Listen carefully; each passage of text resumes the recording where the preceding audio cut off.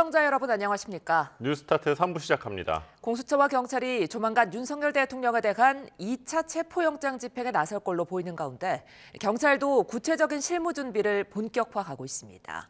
특히 경찰은 마약과 조폭 사범들을 체포해온 베테랑 형사들을 대거 투입해 이번에는 반드시 영장을 집행하겠다는 계획입니다. 윤웅선 기자가 보도합니다. 오동훈 공수처장이 대통령에 대한 예의를 지키겠다고 공언한 가운데 2차 체포영장 집행은 휴일을 피해 이르면 이번 주 초에 이뤄질 거라는 전망이 나옵니다. 경찰청 특별수사단은 지난 9일 서울과 경기, 인천 등 수도권 4개 경찰청에 공문을 보내 광역수사단 형사들에게 총동원령을 내리며 본격적인 체포작전 준비에 나섰습니다. 또 광역수사단 총경급 책임자들을 국가수사본부로 불러 구체적인 집행 방안도 논의했습니다. 광역수사단은 형사기동대와 반부패 수사대, 마약범죄 수사대 등으로 구성돼 있는데 4개 경찰청 광역수사단 인원은 1,000명이 넘습니다. 1차 집행 당시 공수처와 경찰은 150여 명을 투입했지만 200명 넘는 경호처 직원과 경호 부대가 만든 인간띠에 막혀 윤 대통령 체포에 실패했습니다. 그런 만큼 경찰은 특별수사단과 함께 조폭이나 마약 등 강력사범들을 체포해온 베테랑 형사들로 구성된 광역수사단까지 1,200여 명의 대규모 인력을 동원한다는 계획입니다. 하지만 내부적으로는 일선 형사들을 한 번에 동원하기 어려울 수 있다는 우려도 나옵니다. 또 경호처가 무기를 소지한 것도 위험 요소로 지적되는데 대규모 무력 충돌을 피하며 영장을 집행할 방법을 찾는 것도 경찰의 고민입니다. 경험 많은 대규모 인력 동원 준비에 나선 경찰이 여러 변수를 뚫고 이번에는 윤 대통령 신병을 확보할 수 있을지 주목됩니다. YTN 윤웅성입니다. 윤석열 대통령에 대한 체포영장 집행을 막은 혐의를 받는 박종준 전 대통령 경호처장과 이진하 경비안전본부장이 어제 경찰에 출석해 고강도 조사를 받았습니다. 박 전 처장 사임으로 경호처장 직무대행이 된 김성훈 차장은 경찰의 3번째 출석 요구에도 응하지 않았습니다. 황보혜경 기자입니다. 윤석열 대통령 체포영장 집행 저지를 주도한 혐의로 입건된 박종준 전 대통령 경호처장이 14시간 넘는 경찰 조사를 받고 취재진 앞에 섰습니다. 전날 자진 출석해 13시간에 걸친 강도 높은 조사를 받은 지 하루 만입니다. 수사기관의 수사에 최대한 성실히 협조하고 임하고 있습니다. 첫 출석 요구를 거부했던 이진하 경비안전본부장도 2차 조사에는 나와 9시간 동안 조사를 받았습니다. 성실하게 임했습니다. 어떤 부분 위주로 소명하셨나요? 앞서 경찰은 김성훈 경호처 차장과 이광우 경호본부장도 같은 혐의로 입건했습니다. 처장이 물러나며 사실상 경호처의 1인자가 된 김 차장은 경찰의 3차 소환 요구에도 응하지 않았습니다. 이에 대해 경호처는 김 차장이 경호처장 직무대행으로서 대통령 경호 업무로 자리를 비울 수 없다는 입장을 냈습니다. 김 차장은 경호처 안에서 강경파로 꼽히는 만큼 영장 집행을 막아내려는 태세가 더욱 견고해질 것이란 관측도 나옵니다. 최근 경호처 내부 게시판에는 영장 집행을 물리력으로 저지하는 것이 위법일 수 있다는 글이 올라왔지만 김 차장 지시로 삭제된 것으로 전해졌습니다. 윤 대통령에 대한 2차 체포영장 집행을 앞두고 내부 동요가 상당한 상황에서 김 차장이 이를 억누르고 있는 것으로 보입니다. 경찰은 조만간 김 차장에 대해 체포영장을 신청하는 등 강제 수사에 돌입할 것으로 전망됩니다. YTN 황보혜경입니다. 지난 한 주 윤석열 대통령 측은 체포영장 집행은 거부한 채 거친 표현도 서슴지 않으며 여론전에 힘썼습니다. 첫 영장 집행에 실패한 공수처 역시 이번에는 윤 대통령을 반드시 체포하겠다며 대외적으로 의지를 드러냈습니다. 김다연 기자입니다. 2차 체포영장 집행 가능성이 가시화하자 윤석열 대통령 측은 이틀 연속 기자회견을 자처했습니다. 내신과 외신 기자들을 상대로 체포영장은 불법 무효라는 의견을 거듭 강조했습니다. 윤 대통령 측은 수사기관이 헬기나 장갑차 투입까지 언급하며 보여주기식 체포를 시도하는 건 정상적인 법 집행이 아니라고 주장했습니다. 만약 무력으로 체포를 시도하면 국민의 거센 반발이 예상되고 잘못하면 내전으로까지 갈 수 있다고 했는데 결코 정상적인 법 집행이라고 볼 수 없기 때문에 이러한 상황이 잘못되면 이것은 내전으로까지 갈 수 있다. 거친 표현까지 서슴없이 사용하며 지지층을 결집하려는 의도로 풀이됩니다. 반면 첫 집행에서 실패를 맛본 공수처는 이번에는 반드시 성공하겠다는 의지를 대외적으로 드러내고 있습니다. 오동훈 공수처장은 국회에 나와 윤석열 대통령을 내란 우두머리로 규정하면서 혐의 최정점에 있는 피의자를 반드시 체포하겠다고 밝혔습니다.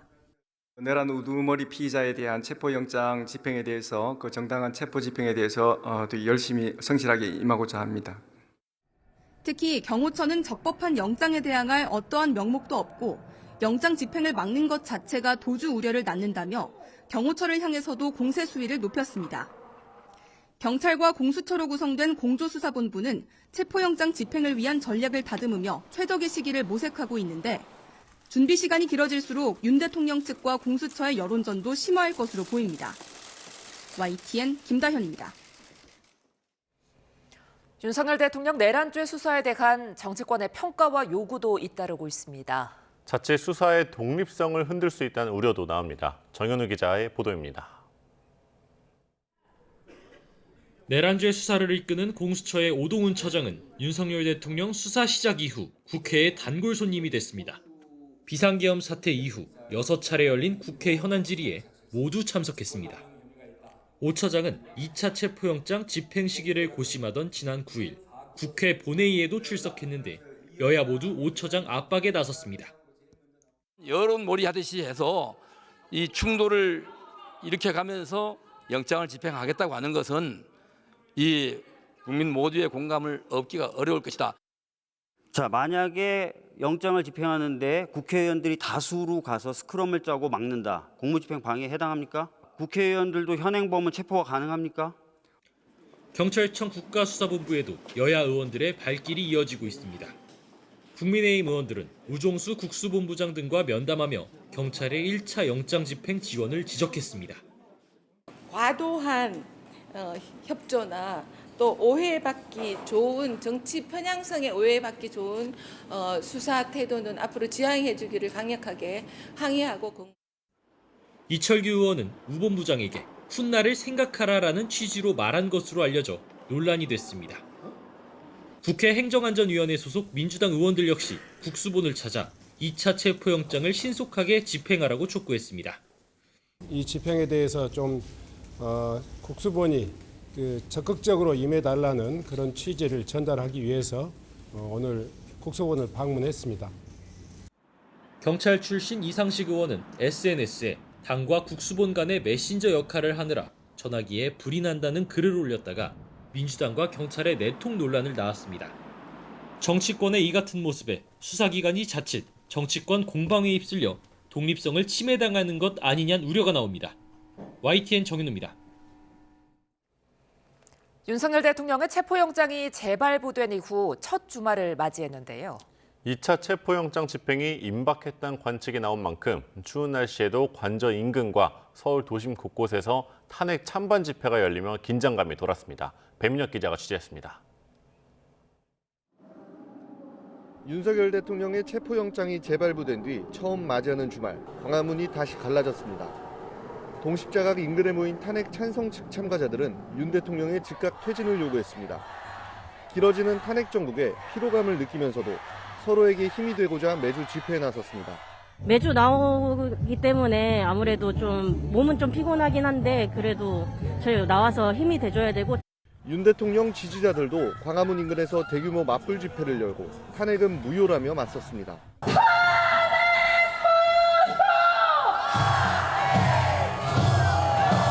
종일 영하권에 머무는 날씨에도 대통령 관저 인근에서도 탄핵 찬반 집회가 연일 이어졌습니다. 참가자들은 추위를 견디기 위해 두꺼운 외투는 물론 은박지로 된 담요로 중무장했습니다. 윤석열 대통령을 즉각 체포해야 한다는 목소리가 울려 퍼졌고 이에 맞서 윤 대통령 지지자들은 탄핵은 무효라고 주장했습니다. 이렇듯 서울 도심 곳곳에서 집회가 잇따르며 종일 서울 종로와 용산 일대 교통도 혼잡을 빚었습니다. 윤 대통령의 2차 체포영장 집행이 임박했다는 관측이 나오는 가운데 연일 이어지는 탄핵 찬반 집회, 도심 속 긴장감도 높아지고 있습니다. YTN 배민혁입니다. 계엄 사태 수사를 위한 내란 특검법이 정부의 제2요구권을 무력화하는 찬성 200표에 단 2표 차로 부결되면서 결국 여야가 합의점을 찾게 될 거라는 관측도 나오고 있습니다. 하지만 윤석열 대통령 체포가 한 차례 무산되고 진영 간 결집이 더 강해졌다는 점은 변수입니다. 나혜인 기자입니다. 야당이 특검 추천권을 독점해선 안 된다는 주장은 그동안 여권이 특검법을 거부해온 핵심 명분이었습니다.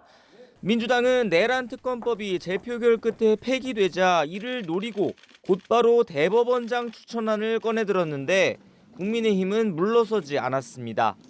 이번엔 계엄 명분을 쌓으려고 북한의 도발을 유도했다는 외환 의혹을 비롯해 수사 대상을 더 넓힌 점을 문제 삼았습니다. 보수 개멸이라는 목표를 그대로 계승하고 있습니다. 포장만 바꾼 박스갈이 특검법에 불과합니다. 야당 압박에 맞서 자체 특검법을 내놓겠다고 했지만 여당 내부의 특검 불가론이 만만찮아 속도가 붙을지는 미지수입니다. 특히 박근혜 정부 때 국정농단 특검 수사가 보수 진영 전반으로 번졌던 전철을 다시 밟을까 우려하는 시선이 적지 않습니다. 마음에 들지 않는다고 해서 모든 사건을 특검으로 가져가면 결국은 사법체계는 무너지는 것입니다. 뭐하러 공수처는 그렇게 악을 쓰고 만들었습니까? 민주당은 이미 양보할 만큼 충분히 양보했다는 입장입니다. 당 일각에선 진짜 특검을 띄우고 싶으면 여당을 달랠 카드를 더 준비해야 한다는 지적이 나왔지만 지도부에선 아직 강경론이 우세한 분위기입니다. 이번 재표결에서 거부권 저지선에 근접한 찬성 198표를 확인한 만큼 계엄 책임자 처벌을 바라는 여론을 믿고 입법을 밀어붙여야 한다는 겁니다. 체포는 공수처와 경찰에, 파면은 헌재에 맡기고 내란 특검을 통과시킬 준비를 시작합시다. 이제 반대할 명분도 없지 않습니까? 하지만 그럴 경우 여권의 결집이 더 강해질 수 있다는 점은 고민스러운 대목입니다. 강제 수사에 불응하는 윤 대통령을 향해 여론전만 펴다 거꾸로 보수 진영이 결집할 빌미를 줬다는 비판도 터져나왔습니다. 대통령이 중대한 위헌 위법행위를 했다고 하더라도 여당과 보다 적극 그런 문제를 해결하는 과정에 있어서 적극적인 대화를 저희가 하려고 해야 되죠. 특검이 가동되면 윤 대통령 탄핵 심판은 물론 현실이 될지 모를 조기 대선 국면까지 수사가 이어질 수 있습니다. 진상 규명이 아닌 진영 다툼 양상으로 번지면 여야가 쉽게 타협안을 도출하긴 어려울 거란 전망도 나옵니다. YTN 나인입니다. 국민의힘은 더불어민주당 전영기 의원이 댓글과 카카오톡 등을 통해 내란 선정 관련 가짜뉴스를 퍼나르는 건 처벌받을 수 있다고 언급한 걸 두고 다음 주 형사고발에 나서겠다고 밝혔습니다. 주진우 법률자문위원장은 당 공지를 통해 전 의원의 해당 발언은 일반 국민을 상대로 간 강요죄와 협박죄 그리고 허위사실 유포에 따른 명예훼손죄가 성립한다고 판단했다고 설명했습니다. 이어 민주당을 향해 내란죄는 비상계엄 해제로 종결된다는 게 대법원 판례인데 지금도 내란이 진행 중이라는 궤변을 늘어놓았던 건 고작 국민을 상대로 내란 선동죄로 겁박하려는 의도였냐고 비판했습니다. 그러면서 향후 전 의원이 일반 국민을 상대로 고발을 이어간다면 국민의힘도 무고죄 맞고발 등 강력 대응에 나설 거라고 경고했습니다. 이와 관련해 더불어민주당 국민소통위원장인 전영기 의원은 얼토당토 않다고 반박했습니다. 당내 허위조작 정보 신고기구 민주파출소를 담당하는 전 의원은 자신의 SNS를 통해 법률에 위배되는 악의적 허위사실 유포가 표현의 자유로 보호받을 수는 없다며 이같이 밝혔습니다. 내란 선전 관련 가짜뉴스는 메신저든 SNS든 누구도 퍼나르면 안 된다며 헌법상 표현의 자유는 공공질서와 타인의 권리를 침해하는 반헌법적 행태를 보호하려는 게 아니라고 지적했습니다. 그러면서 지금도 내란 선전죄를 작행하고 있는 사람들은 본인들의 주장이 범죄가 될 수 있다는 사실을 분명히 인식하라고 재차 경고했습니다. 이처럼 계엄 사태 이후 사회적 혼란 속에 가짜와 왜곡 뉴스가 극성을 부리고 있는데요. 극심한 분열과 갈등을 부추기는 확인 안 된 정보들이 왜 활발하게 퍼지고 재생산되는 건지 김승환 기자가 보도합니다. 극우 집회에서 윤 대통령 명의로 팔리는 계엄 행동상장. 한국 멸망 행동조란 스티커를 붙인 차를 타고 탄핵 찬성 집회에 온 중국인. 모두 가짜뉴스입니다. 하지만 대통령 직인이 있어 얼핏 보면 상장이 진짜 같아 보이는 데다 해석 결과까지 첨부하는 나름의 근거로 진짜 뉴스와 헷갈리게 합니다. 한국을 제거하는 행동조라고 하네요. 뭐 이런 걸 버젓이 붙이고 다닌다고. 이래도 모르는 거야? 이런 가짜뉴스들 상당수는 특정 정파 입맛에 맞는 상대편을 공격할 근거가 돼 정치 성향이 비슷한 사람들 사이에서 공감을 얻습니다. 사람들 대부분이 자기 정치 성향에 맞는 뉴스를 더 믿는다는 연구 결과가 이를 뒷받침합니다. 정보를 판단하는 데 정확성보단 내 믿음과 일치하는지가 더 큰 영향을 미치는 셈입니다. 실은 어떤 정보가 이제 맞을까라는 걸 생각할 때 대중은 가장 편한 방법이 뭐냐면 내가 믿고 싶은 대로 믿고 싶어요. 뭐 이쪽이 됐든 저쪽이 됐든 내 가치관에 맞는 어떤 방향으로. 뉴스 소비 방식이 달라진 점 역시 가짜뉴스가 퍼지기 쉬운 환경을 만들었습니다. 뉴스 신뢰가 30%대에 머무는 등 기존 언론에 대한 불신이 높은 가운데 보고 싶은 것만 보는 확증 편향에 빠지기 쉬운 유튜브 등을 통해 뉴스를 보는 경우가 많기 때문입니다. 가짜뉴스 처벌 수위가 낮은 상황에서 조회수로 한 몫을 챙기려는 일부 유튜버들까지 활개를 치면서 혼란한 시국 속 왜곡된 정보들이 기승을 부리고 있습니다. YTN 김승환입니다.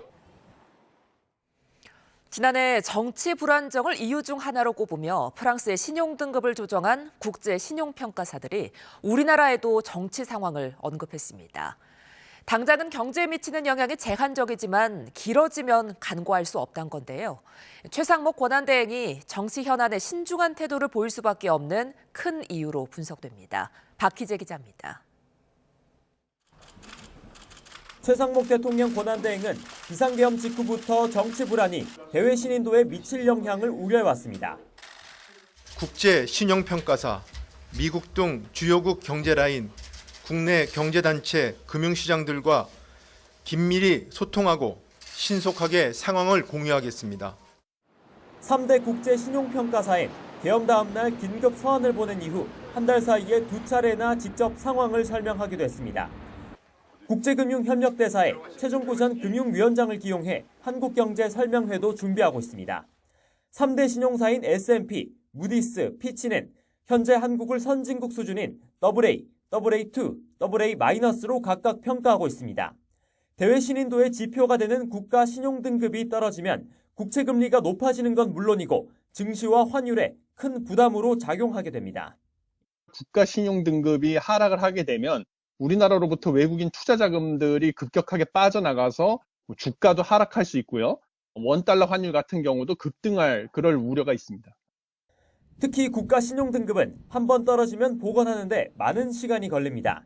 1997년 외환 위기에 10단계까지 떨어진 우리나라 신용 등급이 회복하는 데만 18년이 걸렸고 미국의 경우 한 단계 떨어진 신용 등급이 14년이 돼도 회복이 안 된 상황입니다. 특히 정치적 불안도 신용평가에 영향을 주는 요인으로 꼽힙니다. 지난해 신용등급이 떨어진 프랑스의 경우 평가사들은 재정 적자 상태가 심화하는 상황 속에서 정치적 분열이 이를 악화할 수 있다고 분석했습니다. 한국 경제를 재정 불안 진단을 받은 프랑스와 직접 비교할 수는 없지만 탄핵 국면이 장기화하거나 경기 부양책으로 GDP 대비 정부부채 증가 속도가 빨라지면 신용등급 유지를 장담할 수는 없다는 게 전문가들의 분석입니다. 3대 신용평가사들도 최근 최상목 대행과의 화상면담에서 정치적 불확실성이 길어지면 그 부정적 영향을 간과할 수 없다고 밝혔습니다. YTN 박희재입니다. 최상병 순직 사건 수사를 맡았던 박정훈 대령이 무죄 판단을 받으면서 멈췄던 외압 의혹 수사가 재개될 가능성이 커졌습니다. 법원이 박 대령에 대한 수사 기록 이첩 중단 명령을 부당하다고 밝힌 점을 근거로 윗선을 향한 수사가 탄력을 받을 수 있다는 전망이 나옵니다. 조용선 기자가 보도합니다. 1심에서 박정훈 대령은 해병대 최상병 순직 사건과 관련한 항명과 명예훼손 혐의를 모두 벗었습니다. 재판부는 해병대 사령관이 수사 기록 이첩 중단을 명령한 특별한 이유가 없고 국방장관 지시를 따르기 위한 목적에서 비롯됐다며 국방장관의 지시와 의도는 정당한 명령으로 보기 어렵다고 명시했습니다. 앞서 제기된 외압 의혹에 대한 판단을 내리진 않았지만 국방장관의 지시가 어디서 온 것인지 수사 필요성에 힘이 실렸다는 분석이 나옵니다. 다만 이제 대통령의 개입 여부나 이런 것들을 명시적으로 판신하지는 않았는데요. 법리적으로 큰 무리 없이 판단된 것 같다라는 생각이 들고요. 법원이 이첩 보류 지시가 부당하다는 점을 인정하면서 이와 연관된 고위직에 직권남용 혐의가 적용될 가능성이 커졌습니다.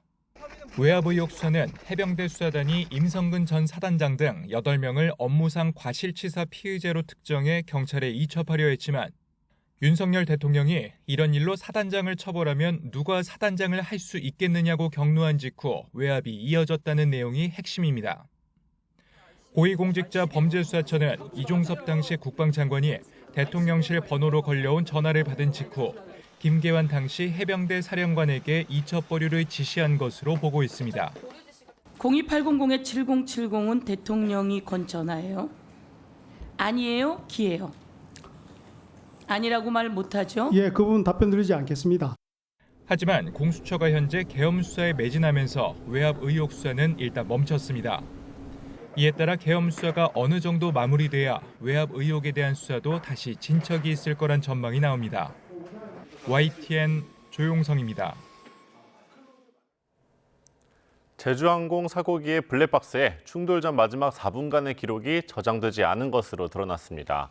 무안국제공항 제주항공 여객기 참사 원인을 조사 중인 국토교통부 항공철도사고조사위원회는 미국 국가교통안전위원회에서 사고기 비행기록 장치와 조종실 음성기록 장치를 분석한 결과 항공기가 로컬라이저에 충돌하기 약 4분 전부터 두 장치 모두의 자료 저장이 중단된 것으로 파악됐다고 밝혔습니다.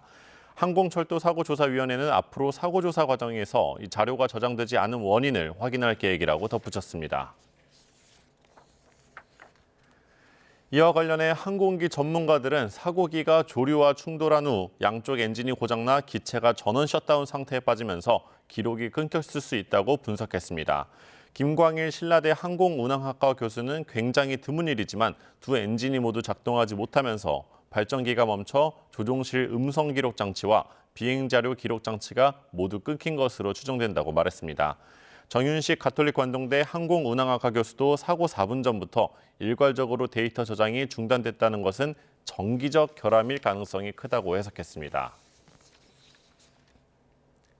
제주항공 여객기 참사 희생자들을 기리는 합동추모제가 오는 18일 무안공항에서 진행됩니다. 장례 절차를 마친 여객기 참사 유가족들은 어제 무안공항에서 합동총회를 열고 추모제 일정 등을 논의했습니다. 유가족들은 날씨가 좋지 않고 고령의 가족이 많은 점을 고려해 추모제를 활주로가 아닌 공항 건물에서 연다고 밝혔습니다. 이와 함께 유류품과 희생자 시신을 찾는 수색은 날씨가 좋을 때를 기준으로 사흘만 더 진행하고 발견하지 못하면 수색을 종료하기로 했습니다. 겨울철 스키장에선 크고 작은 안전사고가 끊이지 않고 있습니다. 스키나 스노보드는 빠른 속도로 눈밭을 질주하는 스포츠인 만큼 사고 위험이 크지만 안전 불감증은 여전합니다. 송세혁 기자가 취재했습니다. 가파른 슬로프를 빠르게 내려오던 스키어가 스노우보더와 부딪히며 넘어집니다. 다행히 다친 사람은 없지만 자칫 큰 부상으로 이어질 뻔했습니다. 지난 3일 강원도 정선 스키장에서는 스키를 타던 20대가 충돌 사고로 숨졌습니다. 최근 5년간 한국 소비자원에 접수된 스키장 안전사고는 1,234건, 10건 중 9건은 미끄러지거나 넘어지는 사고였고 충돌과 장비 결함이 뒤를 이었습니다. 다친 부위를 보면 스키는 하체, 스노우보드는 상체가 가장 많았습니다. 스키나 스노우보드의 속도는 시속 50km를 넘습니다. 이런 빠른 속도에서 잠깐의 방심은 치명적인 사고로 이어질 수 있습니다. 하지만 헬멧이나 무릎 보호대 같은 기본적인 안전장비조차 착용하지 않는 이용객은 여전히 많습니다. 빌리다 보니까 비용도 들고 거추장스럽고 해서 그냥 안 쓰는 게 제일 편한 것 같더라고요. 슬로프 중간에 멈춰서거나 방향을 갑자기 바꾸는 것도 사고를 부르는 위험한 행동입니다. 충돌의 위험이 있기 때문에 항상 휴식이 필요하시면 사이드 쪽으로 확실히 빠지셔가지고 휴식하시는 게 가장 좋습니다. 초보자는 공인된 강사에게 강습을 받고 자신의 실력에 맞는 슬로프를 이용해야 합니다. 또 술을 마신 채 스키나 스노보드를 타는 건 사고 위험을 높이는 만큼 절대 해선 안 됩니다. YTN 송세혁입니다. 정부가 과잉 진료 문제를 해결하기 위해 실손보험의 자기 부담률을 50%로 상향 조정하고 초기 가입자에게도 소급 적용하는 방향의 5세대 실손보험 개혁안을 내놓았습니다. 의료계와 환자단체는 환자를 위한 개혁이 아니라며 반발하고 있는 가운데 5세대 실손보험으로 전환해야 할지를 놓고 초기 가입자들의 고민도 깊어지고 있습니다. 류한홍 기자입니다. 5세대 실손보험 개혁안의 핵심은 중증과 비중증 질환을 구분해 백내장, 비급여 주사제 등 비중증 치료의 자기 부담률을 현행 30%에서 50%로 높이고 보장 한도는 5천만 원에서 1천만 원으로 낮추는 것입니다. 이에 대해 환자별로 질환의 정도가 다른데 정부가 일률적으로 중증과 비중증을 구분하는 것이 무리라는 지적이 나옵니다. 팔이 부러졌거나 다리가 부러진 것을 환자들은 중증으로 느끼는데 정부가 분류하기는 경증으로 분류한 거예요. 실비보험이라는 것은 그런 급격한 외상이나 예상하지 못한 질병에 대해서 커버를 위해서 드는 보험인데 정부는 실손보험 개혁을 위해 가입자의 절반 이상인 초기 가입자에게도 보험사의 계약 재매입을 통해 소급 적용하겠다는 입장인데 이에 대한 우려도 있습니다. 이미 1, 2세대 환자들 중에 중증 질환으로 보장을 받고 계신 분들도 있는데 그분의 보장을 어떻게 축소를 하겠어요? 당연히 소송으로 갈 거고요. 위헌 판결이 나올 거라고 생각을 합니다. 하지만 초기 가입자에게 불이익이 없다면 실손보험 개혁을 위해 소급 적용이 필요하다는 주장도 있습니다. 그럼 1세대에 1,800명, 1,600만 명, 700만 명이 있는 상황에서 실손보험의 개혁이라는 것 자체가 사실 쉽지 않은 부분들에 동의할 수 있을 것으로 보입니다. 실손보험 혜택 축소와 소급 적용이란 5세대 개혁안 앞에서 의료계와 환자단체가 반발하면서 초기 실손보험 가입자들로서도 꼭 5세대로 전환을 해야 하나를 놓고 고민에 빠질 수밖에 없습니다. 5세대 실손보험은 내년 하반기 출시될 예정입니다. 전문가들 의견을 종합해보면 초기 가입자들은 앞으로 보험사가 제시할 재매입 조건을 구체적으로 살펴본 뒤 전환 여부를 결정하는 것이 현명할 것이라고 조언합니다. YTN 유환홍입니다. 비대위 체제로 운영되어 온 대한의사협회가 지난 8일 김태구 회장을 선출해 전열을 가다듬었습니다. 올해 의대 교육 문제부터 내년도 의대 정원, 의료개혁 2차 실행 방안 등을 놓고 정부와 의료계의 치열한 대립이 이어질 전망입니다. 권민석 기자입니다. 전국 14만 의사를 대표하는 대한의사협회는 앞으로 한 달 반 동안 2026학년도 의대 정원 문제를 해결해야 합니다. 오는 5월 내년도 대학별 모집 정원 공시를 위해 늦어도 다음 달 말까지 26학년도 의대 정원 확정이 이루어져야 하기 때문입니다. 정부는 의료계와 조건 없는 만남을 촉구했지만 대다수의 학생들이 2024년에 수업에 참여하지 못한 점, 각 학교 현장의 교육 여건까지 감안해서 제로 베이스에서 유연하게 협의할 수 있을 것입니다. 김태구 의협 회장은 당장 복지부와 접촉할 계획이 없다며 26학년도 정원 논의에 앞서 올해 의대 교육 계획부터 내놓으라고 압박했습니다. 마스터 플랜을 내야 된다고 생각하고 있습니다. 그 교육 플랜을 제출해야만이 우리가 26년도에 어떻게 할 것인가에 대한 답이 나올 거라고 생각하고 있습니다. 올해 늘어난 1,500명에 대응해 내년부터 정원을 줄이거나 아예 신입생을 뽑지 말자는 주장까지 있어 김 회장은 의료계 단일안도 마련해야 합니다. 또 비급여 실손보험 개편을 담은 의료개혁 2차 실행안에도 부정적인 입장이라 정부와 의료계가 사사건건 부딪힐 가능성이 큽니다. 의계특위에서 논의됐던 내용을 지금 발표한 것은 성급하다. 그리고 충분히 우리가 더 논의 과정을 거쳐야 된다는 말씀으로. 김 회장은 다만 투쟁은 최후 수단이라면서 정부의 태도 변화가 우선이라고 여지를 뒀습니다. 하지만 의료개혁을 밀어붙였던 윤석열 대통령이 직무정지돼 정부의 의사결정이 제대로 이루어질지 미지수여서 의정 갈등이 단시간에 해결되긴 어려울 거란 비관적 전망도 적지 않습니다. YTN 권민석입니다. 미 LA에서 발생한 동시다발 대형 산불로 서울시 면적의 4분의 1가량이 불타면서 위성에서도 피해 지역이 한눈에 드러나고 있는데요. 이번 산불로 유명 할리우드 스타들은 물론 전 메이저리거 박찬호 씨 자택도 피해를 봤습니다. 정유신 기자입니다. LA 북부 산등성이 위로 밤새 화산처럼 시뻘건 불길이 계속됩니다. 헬기 수십 대가 진화에 나섰지만 아직 초기 진화 수준에 머물고 있습니다. 현지 시간 10일에도 LA 북부 두 곳에서 강풍을 타고 확산하면서 커다란 연기 기둥이 솟아오릅니다. 역대급 재앙으로 남을 이번 산불 피해는 지구 밖 위성에서도 선명히 보일 정도입니다.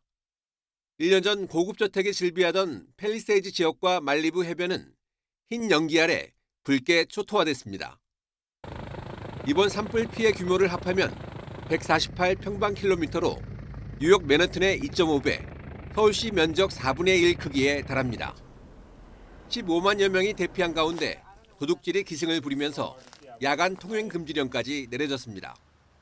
No access to power, water, or gas, and major hazards such as debris and wires still remain in the roadways. 산불이 말리부 해안 고급 주택가를 덮치면서 유명 할리우드 스타들의 피해도 잇따르고 있습니다. 유명 영화배우이자 감독인 멜 깁슨이 15년 동안 살던 집이 전소됐고 화재 당시 방송 출연을 위해 텍사스에 머물고 있었다고 밝혔습니다. When I got home, sure enough, it wasn't there. I went home and I said to myself, well, at least I haven't. 말리부 저택을 잃은 페리스 힐튼은 피해 주민들을 위한 기금 모금에 나섰고 배우 샤론 스톤도 이재빈을 위해 옷과 신발 등을 기부했습니다. 전 메이저리거 박찬호 씨도 LA 베버리 힐즈에 있는 2층 자택이 산불 피해를 입어 가족들과 인근 호텔에 머물고 있는 것으로 알려졌습니다. 현재까지 한인 인명 피해는 없지만 집이 불타 재산 피해가 늘고 있습니다. 피해 지역 교민들은 남쪽 코리아타운 등 안전한 곳을 찾아 대피했고 현지 한인 단체를 중심으로 이재민 돕기에 나섰습니다. YTN 정신입니다. 젤렌스키 우크라이나 대통령은 러시아 쿠르스크 지역에 파병된 북한군 2명을 생포해 조사하고 있다고 밝혔습니다. 젤렌스키 대통령은 이들이 부상을 입었지만 살아남았으며 키이우로 후송돼 우크라이나 보안국의 조사를 받고 있다고 자신의 소셜미디어를 통해 밝혔습니다. 우크라이나 보안국은 별도 발표에서 이들이 자신이 전쟁에 참여하는 것이 아니라 훈련에 참가하는 줄 알았다고 진술했다고 말했습니다. 또 이들은 지난 9일에 붙잡혔으며 영어나 러시아어, 우크라이나어를 할 줄 몰라서 한국 국가정보원과 협조해 조사를 진행하고 있다고 덧붙였습니다. 팔레스타인 무장정파 하마스와 전쟁을 벌이고 있는 이스라엘은 현지 시간 11일 가자지구 북부에서 군인 4명이 숨졌다고 밝혔습니다. 이에 따라 지난 2023년 10월 전쟁 발발 이후 가자지구에서 숨진 이스라엘 군인은 모두 403명으로 늘었습니다. 이스라엘군은 가자 북부 자발리아에서 작전을 벌여 무장대원 3명을 사살했다고 밝혔습니다. 팔레스타인 보건부는 전쟁 이후 지금까지 팔레스타인인 46,537명이 숨진 거로 집계했습니다. 베냐민 네타냐후 이스라엘 총리가 가자지구 휴전 협상 참석을 위해 데이비드 바니아 모사드 국장을 카타르에 보내기로 했다고 총리실이 밝혔습니다. 카타르 도하에서는 미국과 이집트, 카타르의 중재로 이스라엘과 하마스 간의 간접 협상이 진행되고 있습니다. 총리실은 바네아 국장이 언제 도하로 향할 것인지 밝히지 않았지만 이 같은 결정은 휴전 협상에 진전이 있다는 신호로 볼 수 있다고 AP통신은 보도했습니다. 현대차가 트럼프 미국 대통령 당선인의 취임식에 100만 달러, 우리 돈으로 약 14억 7천만 원을 기부했다고 미 월스트리트 저널이 보도했습니다. 월스트리트 저널은 현지 시간 11일 현대차 관계자들이 지난해 대선 이후 트럼프 측 관계자들과 접촉해왔으며 미국 내 자회사를 통해 취임식 기금에 기부금을 냈다고 전했습니다. 현대차가 미국 대통령 취임식에 기부한 것은 이번이 처음으로 GM과 포드, 도요타 등 글로벌 자동차 회사들의 기부 횡렬에 보조를 맞춘 결정으로 풀이됩니다. 월스트리트 저널은 또 현대차가 취임식 전후 호세 무뇨스 사장, 정의선 현대차그룹 회장과 함께 트럼프 당선인과의 회동도 추진하고 있다고 보도했습니다. 메타, 아마존, 맥도날드, 월마트 등 유명 미국 기업들이 소수인 배려나 평등, 포용을 실현하는 이른바 다양성 정책을 잇따라 폐기했습니다. 기업의 사회적 책임을 포기하는 대열에 이렇게 줄줄이 합류한 이유는 트럼프 대통령 당선인의 환심을 사기 위해서입니다. 황보선 기자입니다. 가장 놀랍게 돌변한 기업은 페이스북, 인스타그램을 소유한 소셜미디어 기업 메타입니다. 먼저 지난 2016년부터 8개 기관을 통해서 가짜뉴스를 걸러내온 제3자 팩트체크 시스템을 지난 7일 폐지했습니다. But the fact checkers have just been too politically biased and have destroyed more trust than they've created. 사흘 만에 하나 더. 이번에는 기업의 노블레스 오블리주로 꼽히는 다양성 정책을 종료한다고 직원들에게 알렸습니다. 메타의 최고 경영자 마크 저커버그는 신작의 미 대선이 끝난 직후부터 이런 전향을 예고한 셈입니다. 트럼프 당선인의 플로리다 자택으로 찾아가는가 하면 트럼프의 최측근을 영입하고 공화당 인사를 주요 책임자로 승인시켰습니다. 바이든 대통령은 이 같은 일련의 급변에 실망감을 드러냈습니다. It's just completely contrary to everything America's about. Anyway, I think it's really shameful. 세계 최대 전자상거래 플랫폼 아마존도 다양성 정책이 구시대적이라며 관련 프로그램을 폐기했습니다. 패스트푸드 업체 맥도날드도 미국 최대 유통사 월마트도 다양성 정책을 도입 4년 만에 퇴출한다고 밝혔습니다. 재집권에 성공한 트럼프 당선인의 다양성 정책 반대 기조에 거스르지 않도록 알아서 변화하는 추세로 보입니다. YTN 황보선입니다. 무더위와 잦은 비의 영향으로 배추와 무의 생산량이 줄면서 연초부터 가격이 들썩이고 있습니다. 서민 경제의 주름이 거치지 않고 있는데요. KCTV 제주방송 김지우 기자입니다. 채소 가게들이 들어서 있는 시장 골목입니다. 제철을 맞은 겨울 배추와 무들이 진열돼 있지만 손님 발길은 뜸하기만 합니다. 이곳에서 판매되는 배추 한 포기 가격은 8,000원. 김장철이 지나 가격이 내려야 할 시기인데 오히려 가격이 급등해 찾는 손님이 크게 줄었습니다. 김장이 다 끝나면은 배추가 가격이 내려야 되는데 원래는 내리지도 안 하고 비싸니까 사람들 사가지도 안 하고 할 수 없는 사람들이 지금 김장 못한 사람들 그런 사람들 그냥 하나씩 한 분씩 하고. 지난 7일 기준 도내 평균 배추 소매 가격은 한 포기에 5,435원. 평년보다 45%, 지난해보다는 72% 급등했습니다. 무 가격도 올랐습니다. 평균 무 소매 가격은 한 개에 2,330원으로 평년 대비 11%, 지난해와 비교하면 29% 상승했습니다. 지난해 여름철 폭염에 추석 이후까지 늦더위가 이어져 농산물 생육이 부진했던 게 가격 상승으로 이어졌습니다. 또 겨울무 주산지인 제주에 비가 자주 내린 것도 생산량 감소에 영향을 미쳤습니다. 연초부터 채소 가격이 청정부지로 치솟으면서 지난해에 이어 올해도 밥상 물가에 대한 우려가 커지고 있습니다. 지난해 도내 소비자 물가 상승률은 1%대 비교적 안정세를 보였지만 이상기후 등의 여파로 농산물은 10.4% 급등했습니다. 채소, 과일 등 기상이나 계절에 따라 가격 변동이 큰 품목으로 구성된 신선식품 지수도 9.5% 오르며 밥상 물가 부담을 키웠습니다. 장기간의 폭염, 폭우 등의 기상이변으로 병충해와 열과 피해가 출하량 감소로 이어져 과실류 18.3%, 채소류 7.6%, 기타 농산물 2.8%로 각각 상승하여 전반적으로 신선식품 지수가 상승하였습니다. 정부는 설 연휴를 앞두고 성수품인 배추와 무 가격이 오르자 공급 물량을 확대하고 오는 29일까지 마트와 전통시장 등에서 최대 40% 할인 판매를 추진합니다.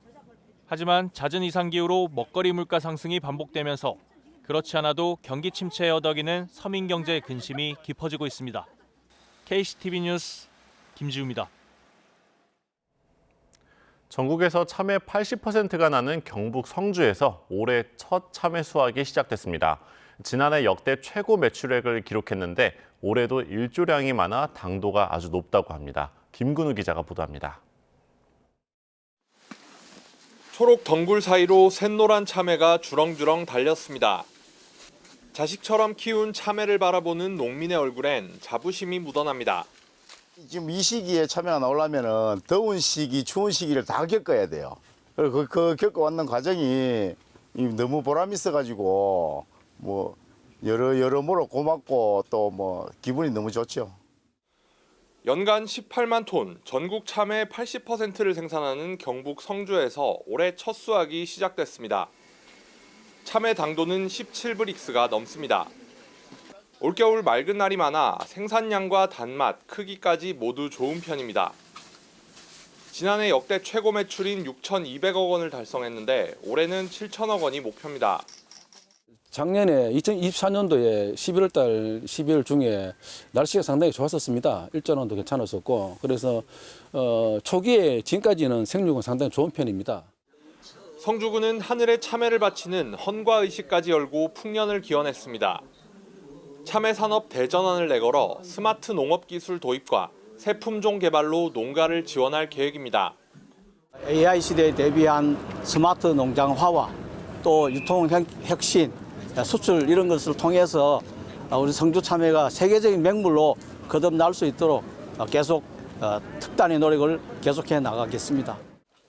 또 불필요한 스티커 작업을 없애고 포장 상자도 줄여 1인 가구 공략에 나서기로 했습니다. YTN 김근우입니다. 한파가 몰아치는 겨울이 되면 오히려 활기를 띠는 곳이 있습니다. 강원도 겨울 축제장인데요. 얼음판 위에서 짜릿한 손맛을 즐기는 화천 산천어 축제 현장을 홍성욱 기자가 다녀왔습니다. 거대한 얼음 낚시터 위로 사람들이 가득합니다. 곳곳에서 팔뚝만한 산천어를 잡아 올립니다. 제가 잡았어요. 잡았다. 와, 아들 아빠가 잡았다. 얼음 구멍 속을 뚫어져라 들여다보고 아예 바닥에 누워 산천어가 미끼 물기를 기다립니다. 제가 직접 잡은 산천어입니다. 저도 짜릿한 손맛을 좀 봤는데요. 산천어 얼음 낚시하는 방법을 좀 알려드리면 이렇게 얼음 구멍을 들여다보다 산천어가 미끼를 물면 빠르게 잡아채는 게 방법입니다. 기다림도 잠시 곳곳에서 펄떡이는 산천어를 잡아 올립니다. 산천어 축제 처음 왔어요. 네, 저는 오늘 두 마리 잡았고요. 앞으로 5마리 정도 더 잡을 예정이에요. 여러분 많이들 오세요. 너무 재밌어요. 지금 7살인데 5살, 6살 때도 왔었거든요. 그때는 한 마리도 왔었어요. 그때는 한 마리도 못 잡다가 오늘 요 애기도 4마리나 잡아서 너무 즐거운 시간을 보내고 있습니다. 기다림이 지루한 이들은 산천어 맨손 잡기 체험장에 몰렸습니다. 차가운 얼음물에 들어가 산천어를 잡는 즐거움, 한겨울 추위를 저만치 날려보냅니다.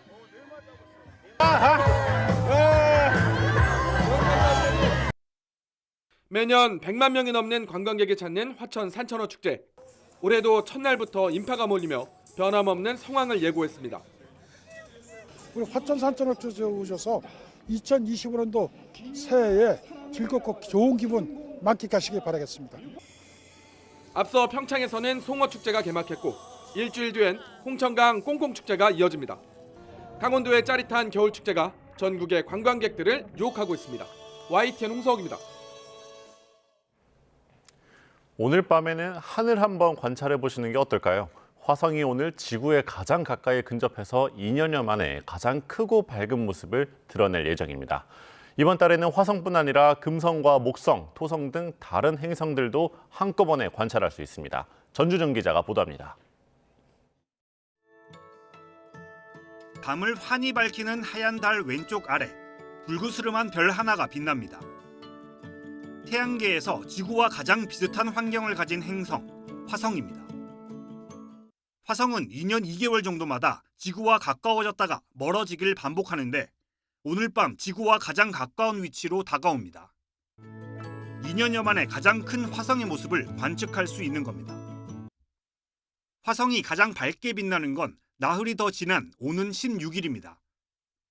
화성은 태양 정반대편에 있을 때 지구에서 가장 밝은 모습을 볼 수 있는데 찌그러진 타원 궤도 탓에 시기가 달라지는 겁니다. 화성은 찌그러진 타원 궤도를 돌기 때문에 지구와 근접하는 기간과 거리가 매번 다르고 가장 크게 보이는 날과 가장 밝게 보이는 날도 다릅니다. 1월 밤하늘에서는 화성뿐 아니라 태양계의 다른 주요 행성들도 한꺼번에 모습을 드러냅니다. 서쪽 하늘을 보면 금성이 가장 밝은 빛을 뿜어내고 바로 옆에서 토성의 모습도 볼 수 있습니다. 달이 뜨는 동쪽을 보면 목성이 유난히 밝게 빛나는데 시리우스와 연결해 삼각형을 그리면 붉게 빛나는 화성이 보입니다. 행성은 반짝임이 거의 없어서 육안으로 다른 별들과 구별할 수 있습니다. 화성이 붉은 빛을 띠는 것은 온도 때문이 아니라 표면에 산화철 성분이 많기 때문입니다. 다음 달까지는 밤하늘에서 4개의 행성이 동시에 떠 있는 모습을 눈으로 직접 관찰할 수 있습니다. 화성은 지구에서 멀어진 뒤 2031년에나 더 가까이에서 볼 수 있을 전망입니다. YTN 전주정입니다. 새해에는 각 게임사가 총력을 기울인 대작 게임이 잇따라 출시됩니다. 올해 기대되는 신작 게임을 최강현 기자가 취재했습니다. 인기 IP 던전 앤 파이터의 800년 전 이야기를 다룬 게임 퍼스트 버서커 카잔. 배신당한 대장군 카잔의 복수 여정을 담은 서사에 이용자 선택에 따라 조금씩 달라지는 이야기가 이어집니다. 호쾌한 전투와 3D 셀 애니메이션 풍의 그래픽은 보는 재미를 더합니다. 또 다른 나의 삶을 경험할 수 있는 인생 시뮬레이션 게임 인조이. 이용자가 직접 삶의 방식을 결정하며 내가 꿈꾸는 인생을 경험할 수 있습니다. 상호작용을 위한 AI 기술이 접목돼 게임 속에서 가족과 친구도 만들 수 있습니다. 퍼스트 버서커 카잔과 인조이 모두 3월 28일 출시 예정입니다. 6년의 기다림 끝에 올해 하반기 선보이는 게임 붉은 사막. 권력 다툼으로 얼룩진 하이엘 대륙을 바로잡기 위한 용병단의 여정을 그리고 있습니다. 플레이 방식에 따라 주인공의 명성이 달라지고 이는 결말에 영향을 주는 다변수 방식입니다. 다변수 서사란 것은 다양하게 전개되는 서사이거든요. 게임의 어떠한 생명도 연장시키고 또한 수익성도 더 많아지는 이제 결과, 또한 유저들한테 만족감을 줘서 더욱 충성스러운 유저로 변하게 하는데, 각 게임사가 명운을 걸고 만든 대작 게임이 줄지어 출격할 2025년. 어떤 게임이 이용자들에게 선택받을 수 있을지 주목됩니다. YTN 최강현입니다. 어젯밤 10시 35분쯤 제주시 서쪽 먼바다에서 규모 2.2의 지진이 발생했습니다.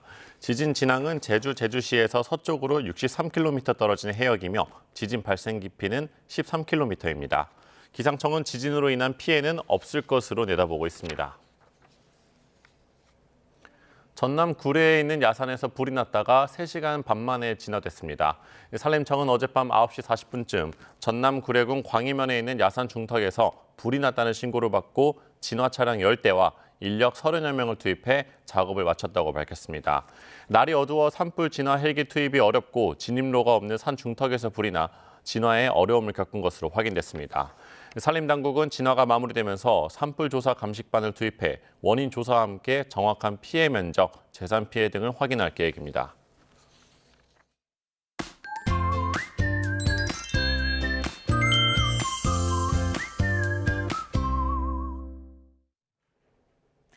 휴일인 오늘은 기온이 점차 오름세를 보이겠습니다. 현재 서울 기온은 영하 8도로 아침까지는 예년 기온을 밑돌며 춥겠는데요.